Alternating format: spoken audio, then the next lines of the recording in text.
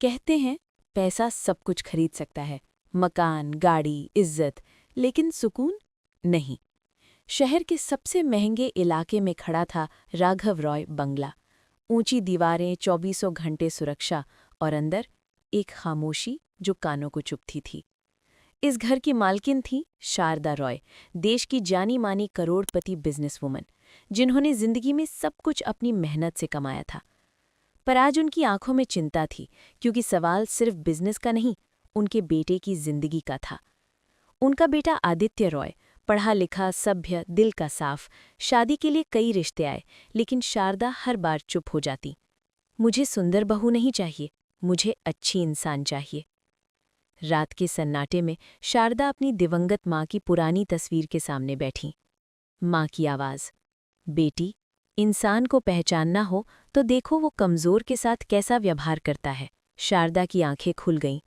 उसी पल एक ऐसा फैसला लिया गया जो किसी MBA की किताब में नहीं था। अगली सुबह शारदा ने अपने महंगे कपड़े उतारे, पुराने फटे कपड़े पहने, बाल बिखेरे, चेहरे पर थकान का नकाब और हाथ में एक कटोरा। वो करोड़पति माँ अब एक भिखारी थी। पहला घर था सक्सेना परिवार का। उनकी बेटी मीरा, आधुनिक, स्मार्ट और सोशल मीडिया स्टार। शारदा दरवाजे पर पहुंची। शारदा कांपती आवाज में, बेटी, 2 दिन से कुछ खाया नहीं। मीरा ने ऊपर से नीचे देखा। मीरा, अंकल फोटो लो, हम दान कर रहे हैं। नौकर ने बासी खाना दिया और दरवाज़ा बंद। ये दया नहीं थी, ये दिखावा था। दूसरा घर कपूर परिवार। उनकी बेटी तान्या। तान्या ने सिक्का फेंकते हुए कहा, तान्या, हर दिन आ जाते हैं, काम धंधा नहीं है क्या? शारदा का सिर झुक गया। पैसे की कनक थी, पर शब्दों में जहर।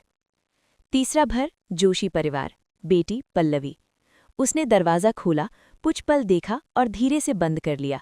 ना दया, ना अपमान, बस बेरुखी। अब शारदा एक साधारण गली में पहुंची। छोटा सा घर, यादव परिवार। बेटी सुमन। दरवाज़ा खुला। सुमन मुस्कुराकर, माँ जी, धूप में क्यों खड़ी हैं, अंदर आइए। वो अपनी थाली में से आधी रोटी निकाल लाई। सुमन, ज्यादा नहीं है, पर भूखे को भूखा नहीं रहने देते। शारदा की आंखों से आंसू बह निकले। यही थी वो बहू जो किताबों में नहीं मिलती।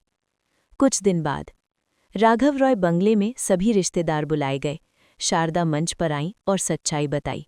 शारदा, जिसने मुझे भिखारी समझा वही इंसानियत में अमीर निकला। सुमन आगे आई, आंखें झुकी हुई। आदित्य ने पहली बार दिल से मुस्कुराया। आदित्य, माँ, आपने मेरी जिंदगी का सही चुनाव किया। सुमन की आंखों में आंसू।